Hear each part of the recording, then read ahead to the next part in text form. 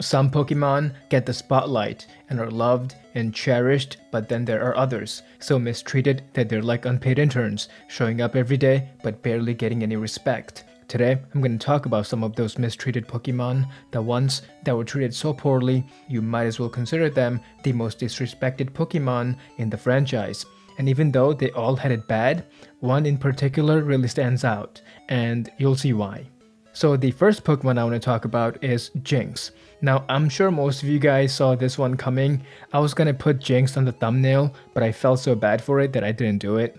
Jynx has faced more controversies than a YouTuber apologizing in a Notes app screenshot, so yeah, I just had to talk about it.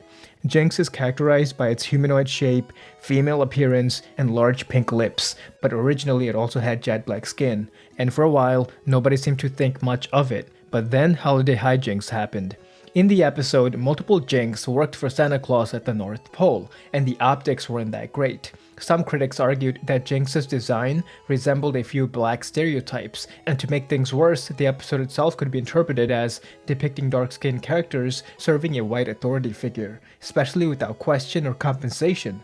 Because of that, Holiday Hijinks was pulled from rotation in the US and many other Western countries. Not long after, Game Freak changed Jynx's skin color to purple, but now it just looks like a last-minute cosplay held together with duct tape and regret. I think they just wanted to do a holiday-themed episode and needed a nice-type Pokemon that could grab presents, nothing more. From Gen 2 onward, Delibird became the go-to Pokemon for anything Christmas-related, making Jynx's role in Holiday Hijinks feel more like a one-time stand-in than a deliberate choice. Just when you think Jynx could catch a break, the rug gets pulled.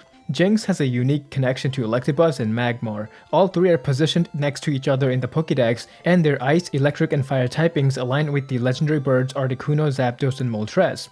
In Gen 2, all three received baby pre-evolutions, Smoochum, Elekid, and Magby. However, when Gen 4 introduced final evolutions for Electabuzz and Magmar with Electivire and Magmotor, Jynx was left behind entirely. This made it seem like Game Freak had started to neglect it.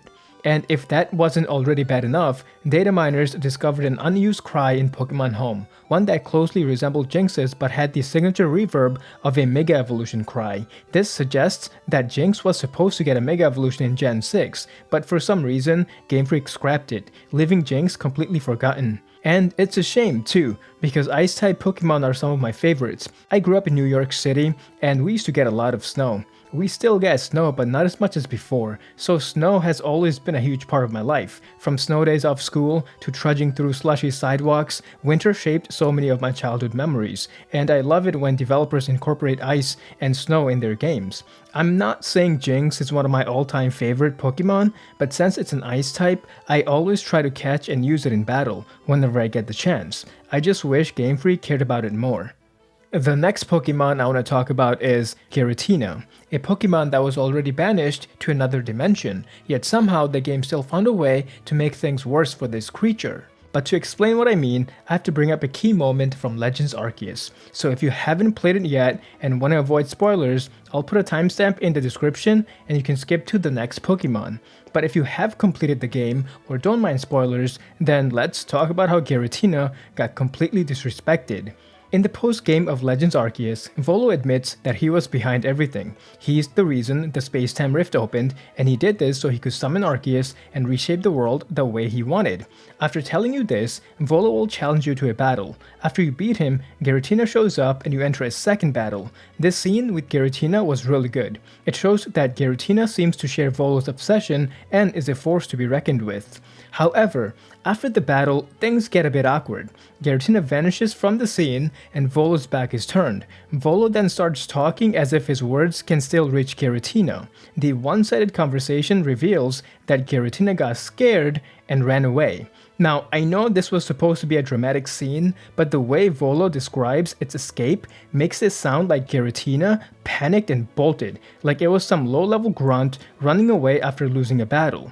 I feel like the dialogue makes Giratina, a box art legendary Pokemon, appear weak and spineless. It's an unnecessary choice that puts Giratina in a negative light.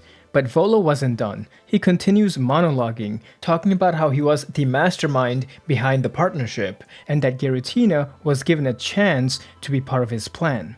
Honestly speaking, I don't think Volo is an interesting villain. A shocking reveal doesn't automatically make a character well written, it just makes them surprising in that moment. And once that moment passes, what's left? Even though the battle with Volo was really well done, easily one of the toughest in the series, his heel turn goes from 0 to 100 with no real build up. One minute he's this friendly guy, and the next he's a dramatic world-ending villain who wants to reshape reality by wiping out everything. He doesn't gradually descend into obsession, he just flips a switch. The game does drop hints about Volo's true intentions, like when he teaches you a technique, but it never truly develops his arc. He never wrestles with doubt, never questions the weight of his choices. Even at the very end, he seems genuinely confused about why Arceus didn't choose him, when he was literally planning to erase reality. And since he's a post-game villain, there was no room for growth. He doesn't change, doesn't reflect, he just disappears to continue his fixation elsewhere, still chasing Arceus like nothing ever happened, and somehow he faces no consequences for any of his actions. He caused all these problems in Hisui, yet nothing happens to him. It's like Game Freak was watching Caillou while writing Volo. He gets away with everything scot-free. And it's not like Game Freak doesn't know how to write interesting antagonists. Silver from the Johto games is a great example of a character who evolves throughout the course of a game. He goes from a thief who is very dismissive and arrogant toward Pokemon and trainers to someone who is respectful and composed. Ghetsis from Gen 5 is another great example. By the end of Black and White, his life completely unravels. He gets arrested and loses everything. He does, however, escape thanks to the Shadow Triad, but then he suffers a complete mental and emotional breakdown in Black and White 2, which can be seen as his ultimate punishment. Unlike Volo, Giratina actually grows. After catching Giratina, you learn from Professor Levinton that it has made amends and decided to protect the region. This shows that deep down, Giratina has a good heart and didn't deserve the hate it got from Volo. Alright, now let's talk about Magikarp, a Pokemon so disrespected that its own existence feels like an in-game prank.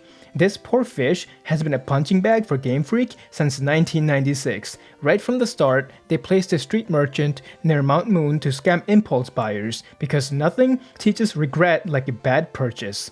And once you realize that, it's already too late. You're stuck babysitting Magikarp until it reaches level 20, but training it to that level is an arduous task, especially early in the game. And the worst part, you'll probably get way too attached to it, which means you won't store it in the PC or leave it at the daycare. Instead, you'll guilt yourself into keeping it in your party. But using Magikarp in battle is like entering a spelling bee with a calculator. It's completely useless and somehow more embarrassing.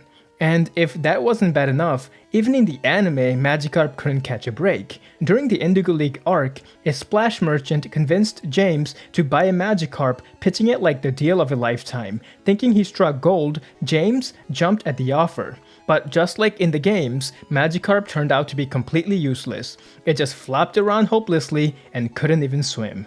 Eventually, James gets so frustrated that he kicks Magikarp into the ocean and calls it a worthless fish. In the games, Game Freak eventually took pity on Magikarp and gave it a few buffs. In Gen 2, it gained access to the move Flail, which does more damage as Magikarp's HP decreases. However, it doesn't learn Flail until level 30, and by that point, you might as well just use a rare candy and evolve it. In Gen 4, it can learn Bounce, a 2-turn move that deals physical damage and has a chance to paralyze the target, but it can only learn the move via a move tutor. Finally, in Gen 8, Magikarp gained access to Hydro Pump through a technical record, giving it an actual offensive presence. Unfortunately, in Gen 9, it lost access to the move entirely.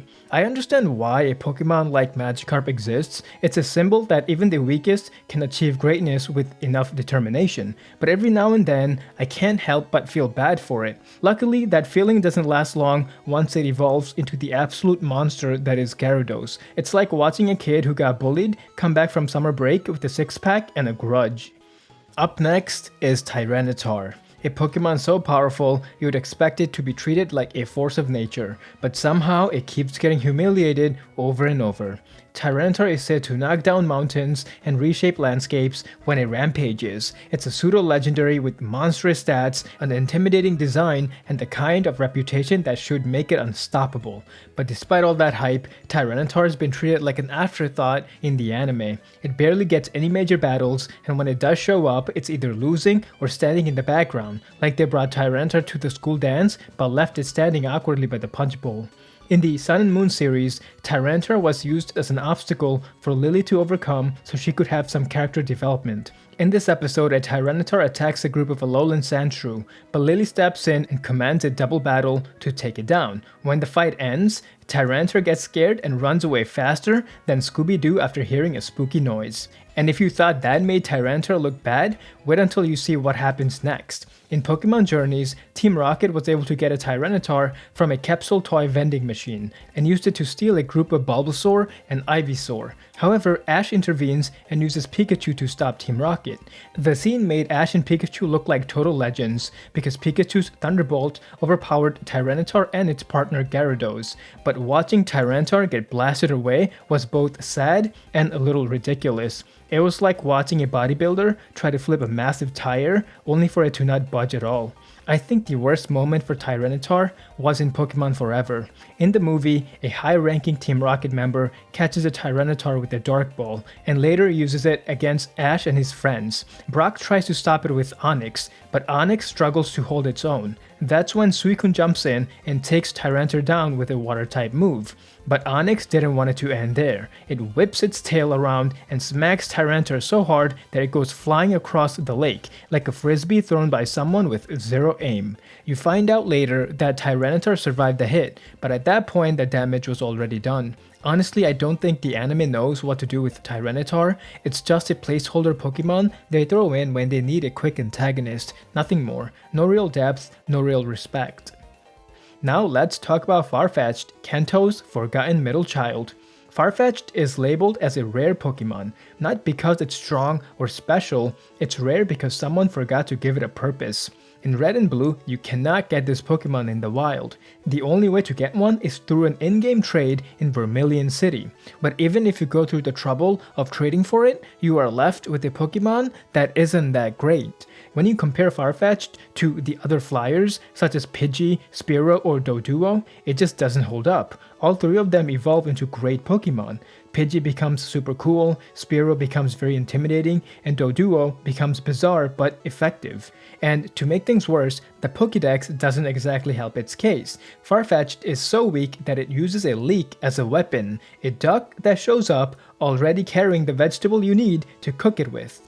Turns out, Farfetch'd was supposed to get an evolution in Gen 2, but it got scrapped in the final version. It wasn't until Gen 8 that we finally saw some justice for this Pokemon.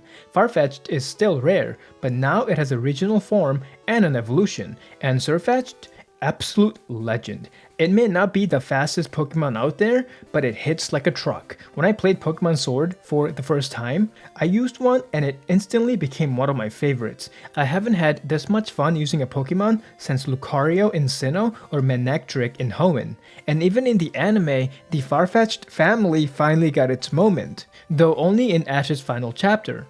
Ash caught a Galarian Farfetch'd, trained it, and when it evolved into Sirfetch'd, it got its main character moment in the Masters 8 tournament. Don't get me wrong, watching Lucario take down Cynthia's Garchomp was satisfying, because my Lucario did the same thing back in 2007, but seeing Sirfetch'd refuse to fall during that battle was insane. So all in all, Farfetch'd might have been overlooked in the past, but in Gen 8 it finally got the respect it deserved. Some Pokemon may go unnoticed, but then there's Stunfisk, who takes it to the next level. Stunfisk looks like the kind of Pokemon that was designed on a Friday afternoon, when everybody just wanted to go home, so they drew a pancake, slapped on a face, and called it a day. The poor dude doesn't have good speed, it's not that strong, and to make things worse, they gave it the ability Limber, which prevents it from being paralyzed. But here's the thing, Stunfisk is a ground electric type.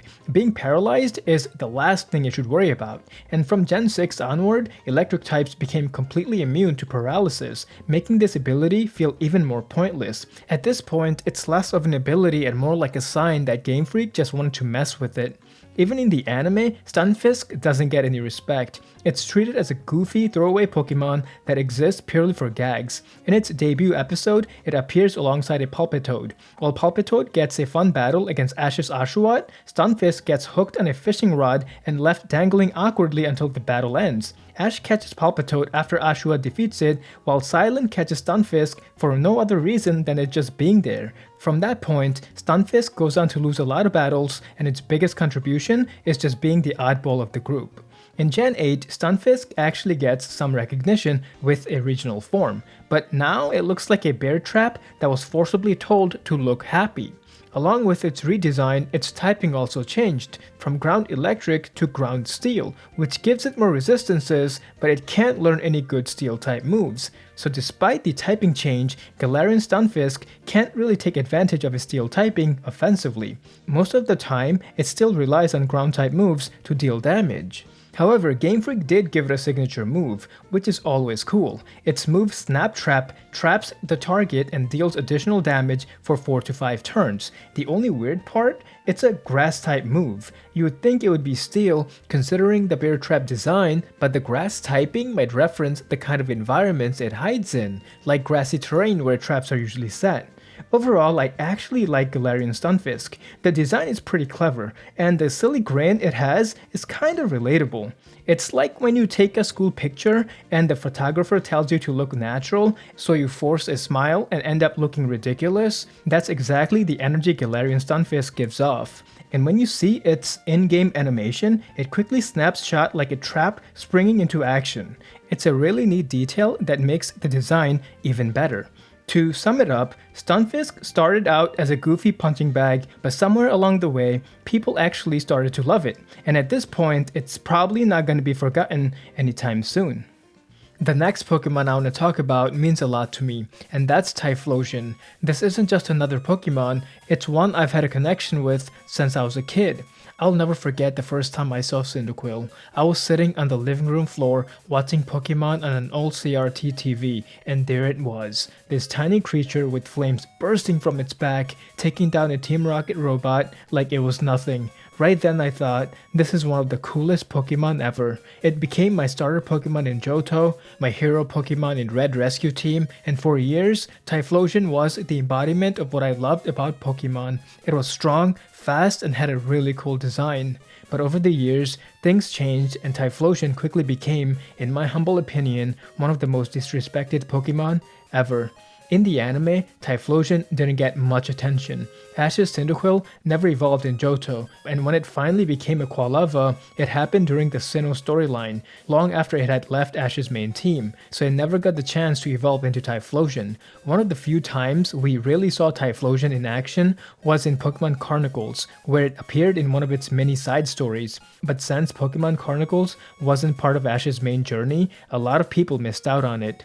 Typhlosion's troubles really started when Pokemon transitioned to 3D models. Players quickly noticed that some Pokemon looked worse in 3D than they did in 2D, and unfortunately, Typhlosion was one of them. Its iconic flames, which were always visible in older games, now only appeared when it attacked. Some might argue that this makes sense. Cyndaquil and Quilava also retract their flames in a neutral state, so Typhlosion being the same keeps things consistent. But visually, it made a huge difference. Without its flames, Typhlosion suddenly looked plain and uninspired. Its fire was a core part of its identity, and without it, it lost some of its presence. A simple idle animation where the flames briefly flared up every now and then could have prevented a lot of the backlash. In Gen 8, the flames finally returned, but only for Hisuian Typhlosion in Legends Arceus. This time, the flames appear whenever it enters battle. However, Hisuian Typhlosion comes with its own set of problems. When Legends Arceus launched, a lot of fans thought it looked a bit off. And honestly, I kind of agree. It looks like it runs a meditation podcast that nobody listens to.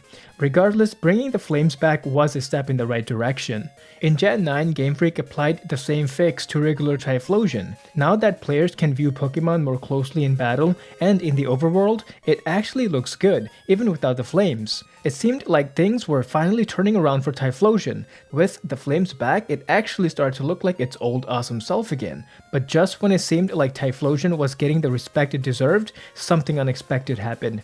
Game Freak had a data leak and a bunch of information was released online. Hidden in those files was an internal lore draft about Typhlosion, one that made fans reconsider everything they thought they knew. Now, I'm not going to go into the specifics of what was written, but it suggested some disturbing things about Typhlosion. Things that forced fans to see it in a completely different light. While it's not part of the official story, the mere idea of it was enough to make fans uneasy. Typhlosion isn't just any Pokemon, it's a Game Boy era starter Pokemon, and those have a special place in people's hearts. It's the kind of Pokemon players have grown up with, battled alongside, and formed a lifelong connection to, so seeing it associated with something like this was unsettling. Pokemon has always had some dark undertones, but nothing quite like this. Some might argue that this was just a scrapped idea, something that was never meant to be part of the final games, but that doesn't change the fact that someone at Game Freak once explored this idea, and just knowing that was enough to make a lot of fans uncomfortable. And saying it's just one Typhlosion doesn't change how people see the situation. When people think of Typhlosion, they don't see it as just another Pokemon, they see their Typhlosion, the one they raised, took into battle, and bonded with over the years. That's how we connect with these creatures, and that's why unexpected lore like this, even if it's not canon, creates a strange disconnect. It's like finding out your childhood best friend had a dark past. It doesn't change the memories you made together, but it definitely makes you see them in a different light. I think as time goes on, people will move on from this, and Typhlosion will continue to gain new fans, and Game Freak, as a company, seems to have learned a lot over the years, and is making sure that Pokemon remains a positive and enjoyable franchise for everyone. So there you have it. These are all the Pokemon I wanted to talk about in this video. If you made it to this part, I just want to say thank you for watching and for sticking around. It feels great to be back, and I hope to make more videos like this in the future. So until then, stay tuned.